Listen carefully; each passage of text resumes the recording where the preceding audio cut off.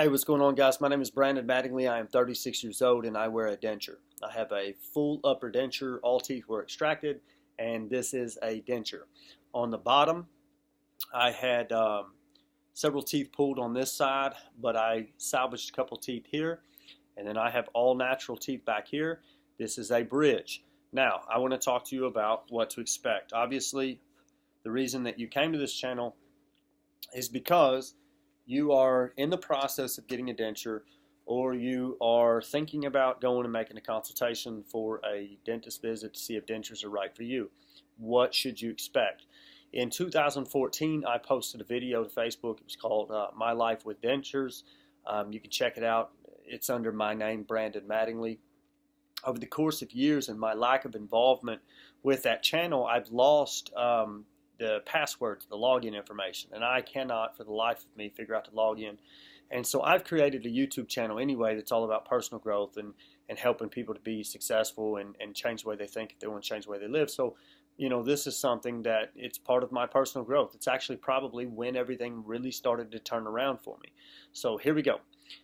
When you make your initial consultation, it's very easy for the dentist to tell you, hey, look, you need dentures, everything's going to be okay. But for some reason, there's a little feeling of comfort in having them tell you that, because it's almost like, of course, they're going to tell you that. So start to finish, what should you expect? Well, you'll have your initial consultation. At that time, if they decide that, yes, you are a good candidate for dentures, then more than likely what they're going to do is they're going to either reschedule you or go ahead and do a mold of your mouth. When I say a mold of your mouth, they're going to take a tray, they're going to put some filament in it, and they're going to stick it in your mouth, and you have to hold it for X amount of time, and it's basically taking a mold of what your mouth is like with your current setup, your current teeth. They'll do it for the top, they'll do it for the bottom. From there, they will give you a date of extraction. So like for me, it was about a week out, and it was the most terrifying week ever. And it was the most terrifying week ever because nobody this young has gone through this process, and so it feels very alone. It feels very terrifying to know that you're going to be going through this, and that's the reason that we make these videos, is to share and to try to tell you what to expect so that you can kind of calm yourself down a little bit. So financing, very quickly. Financing, I ended up going through what's called Care Credit. It may be available in your area. I think it's pretty common in most dentist / medical fields. However, I'm not a connoisseur of Care Credit, so I don't know how common it is. But in Kentucky, that's what I used, was Care Credit. I went to Aspen Dental. I will reserve my opinions of Aspen Dental simply because I don't want to be slanderous or anything like that. I will tell you that I opted to use a different dentist over the course of years. So take from that whatever you want. All right, so they set your extraction date about a week out, and for a week there, I was completely terrified. Like, I knew that all past experiences that I had ever had with a dentist, it was very painful. I felt like they were going to break my jaw. It was going to be excruciating. And so for the week leading up to it, I was terrified. I really was. And so anyway, the day of the extraction, I had an MP3 player. I think it was an iPod or whatever back then. And took my headphones and I put it on basically rock and roll music, something to pump me up, something to get me ready for this war that I was going to in my mind. And laid down on the chair, and they did the local anesthetic, and then they did the injection there to kind of numb you up. Wait the appropriate amount of time. He asked, "Are you ready?" I said, "Yes." So at that point, I just remember gripping into the chairs with everything that I was worth. The handles on the chair, I remember gripping in and just bearing down and just waiting for him to do what it is that he was going to start doing. And to my surprise, very, very minimal. Like, it wasn't bad. On a pain scale between 1 and 10, at which I'm kind of a sissy, I don't have a real high pain threshold.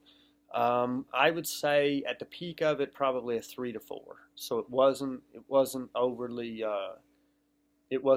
traumatic for me. The entire process took probably about 2 hours. Of course, all I was doing was my uppers, which for you, if you're doing uppers and lowers, they may break that up into sections where, like, they do all of your uppers on this visit. You come back in a week or so and they do all your lowers. They may do it all at once. I don't know. Everybody's going to have a different situation. But for me, the pain level was between a 3 and 4 out of 10. So that's pretty good. Okay. After the appointment, my father drove me back to my house, and I pretty well just came home and rested, relaxed, And I remember I had an immediate denture, and so talking day one was kind of awkward. So I remember I was talking a lot like this, like I was having to kind of hold it there in place because obviously it wasn't. It was a foreign object that had been introduced to the mouth. Drooling. You will drool. You should anticipate drooling the first, I'd say, week. And the first couple of nights, as you drool, you should anticipate a little bit of blood being in it. So maybe throw some old pillowcases onto your pillow so that you don't get blood all over your nice pillowcases. Excuse me. The course of the next few days, learning how to eat, learning how to talk, that was very important to me. Excuse me. Learning how to talk was very important to me. What I did, because in the initial, I remember I had a kind of a lisp, a little bit of a lisp. My S's were not very crisp. It was more, and so it was very difficult. What I would do is I would grab a book and I would open it up and I would read it aloud to myself. And then I probably would even practice over enunciating my words simply because I wanted to have a good, strong pronunciation as an end result of having a denture. Like, I don't feel like, I don't want people to look at me and go, he's clearly a denture wearer. And it's not like that happens, but in my mind, again, thinking always the worst, at that time, I was just thinking that that's what's going to happen, is that I'm never going to be able to speak. So I just made it a point to practice, practice, practice. For the first couple of days, I drank Ensure, like high protein, and I drank Boost. They're both drinks that, after doing a little bit of reading, I found out that they give this to elderly people at nursing homes to help them to maintain calorie intake, maintain body weight. And so that was something that I took, or I drank, and then mashed potatoes, green beans, soft foods for a little while. You will know when you are ready to bite into something. To this day, that was 2014. Back in 2013 was when I actually had my teeth extracted. This is 2018. Today is February the 15th, 2018. To this day, I've never tried to bite into an apple. I don't anticipate it to work, so I don't even bother trying to bite into an apple. However, I do take out a paring knife. I'll cut up the apple into pieces, and then I can eat it with no problem. Fear-wise, you are validated in having fear. I understand your fear. I understand your concerns. You're here because of that fear and because of your questions, because of, even if you don't have fear, you still have questions. That's why you're here. That's why I'm making this video. I want you to know that you're going to be okay. You're going to be okay. Your teeth and the health of your teeth directly impacts all of the enzymes and chemicals in your body. If you've got inflammation and periodontal disease and all of these problems going on with your mouth, your body, through what's called homeostasis, will begin to try to adjust everything in the body to accommodate for the inflammation and infection that you've got going on in your mouth. It can lead to worse medical habits down the road. I know because it put me in the hospital with atrial fib, meaning my heart was quivering instead of beating. And the doctor there told me, said, the problem is your teeth. And that was what led me to go get dentures. Like, hearing him say that and then having the dentist go, yeah, we need to get you dentures, was all I needed. I knew I want to live, and so I made the decision. If you have the ability to keep your teeth, I think you should. There are times when I really wish that I still had my teeth. I really wish that I could have figured it out, which in 32 years at that point, I had not figured it out, what was going on with my body and what was different. But I wish now that I would have figured it out. I wish now that I would have opted, rather than dentures, I wish I would have gone with implants. Now, see, the body is something, if you don't use it, you lose it. So now that I've had my teeth gone for so many years, the bone density there in my jawbone is very, very minimal. It's paper thin. And so because of that, for them to be able to do the drilling and put an implant stud into the bone and then later be able to attach a tooth to it as a finished product, it's highly unlikely because, like I said, if you don't use it, you lose it. When you bite down into something with your natural teeth, it causes microscopic tears and breaks in the bone structure, and the natural occurrence is it continues to reinforce itself and get stronger and get stronger and get stronger. When you don't use that, you lose it, and so now the bone density in my upper jaw, I mean, it's paper thin, so it's not like I can go back and redo that. So, well, you can, but then you have to have bone grafts and you have to have all of these restructuring surgeries and so on and so forth. And that may be something that I do in the future, but as for right now, my denture doesn't bother me enough to warrant or to justify it. So I know it's scary. I know it's intimidating, but the end result is you owe it to yourself to make a change, to make yourself positive. How nice is it going to be for you to stop worrying about whether or not people see your smile? How nice is it going to be for you when somebody tells a joke that you no longer have to cover your mouth and laugh? Like, you can laugh, you can smile, you can talk. And believe it or not, it will help you with your morale, it'll help you with your confidence, it'll help you with so many things, because no longer am I concerned about whether or not you're looking at my teeth. Now I get to spend that same brain energy, that same energy, thinking about what is my message rather than are they looking at my teeth. That goes way in the back. I could care less. I do wear glue. I wear an adhesive. I wear, I want to say Polygrip. It's either Fixodent or Polygrip.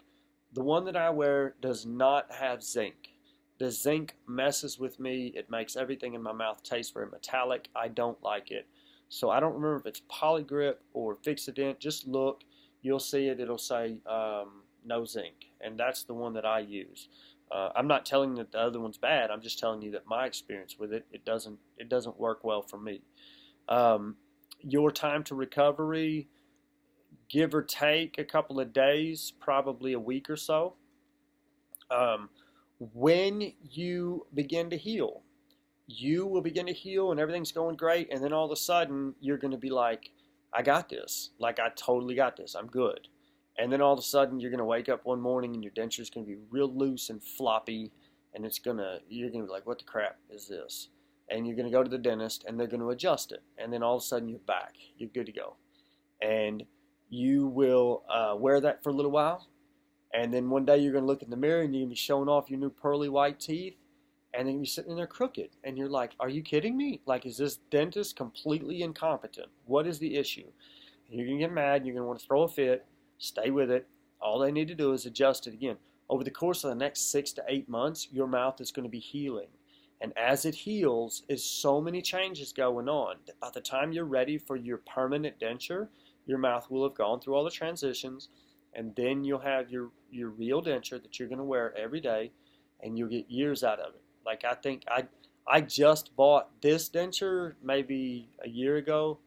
There was nothing wrong with my other denture. I feel as though, and you'll figure this out too, as your jawbone shrinks with that lack of use we were talking about, it causes there to be an inset of your top lip. So if I turn to the side, you can probably see it. I'm needing to get adjusted now. But it begins to make it so that your mouth, the bone, is not as full and not as predominant as it once was. So you're going to have a lot of stuff going on. You're going to get to pick the color of your teeth, the shape of your teeth, everything.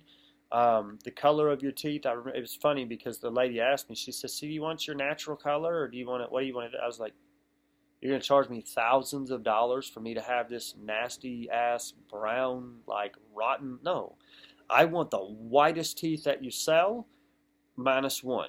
And that's what I did. So when it came to the color chart, like I looked all the way to the right to the absolute whitest teeth, and then I backed down 1. The whitest teeth kind of look like chiclets. That's a little much. But the next one down, I really like them. It looks as though I have really straight teeth and I am part of a whitening regimen, if you will. Your immediate denture that you get the day of the extraction, they're going to be beautiful, but they're not going to be the real white. They're going to look like someone who has a perfect, beautiful smile, but it's natural and they don't have a whitening regimen. That's what you can expect on that. Look at your dentist. Cannot stress this enough. Look at your dentist. You want to know the feedback on them. You want to know, the reviews. You want to do some research on them. You want to know about the warranty. You want to know, what do they do in the event that I'm not satisfied with this. That's what you need to do. You need to look at that, research. This is your smile. This is who you're going to be. Something else that you can do to alleviate, the surgical mask or whatever, you can get them at Menards or Walmart or whatever. It's kind of like a dust mask you can get. Think of it, the person that is a germaphobe or whatever, and so they have like this mask that goes over their face and it's got the little over the ears, right? So it was very common for me on my days where my mouth was just wore slick out and like I didn't, my teeth weren't fitting right like in that initial few days, but I had to go out in public.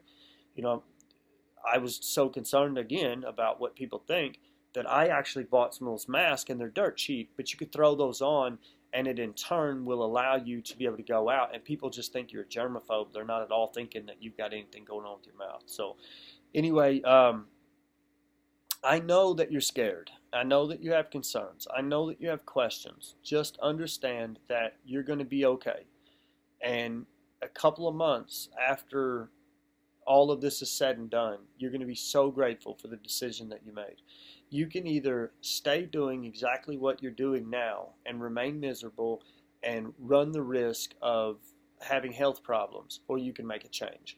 You are worth making that change. You are worth doing better for yourself. Okay? Like I said, I stand to gain nothing by making this video other than I respect you as my neighbor and I truly want you to be the best version of you that you can be.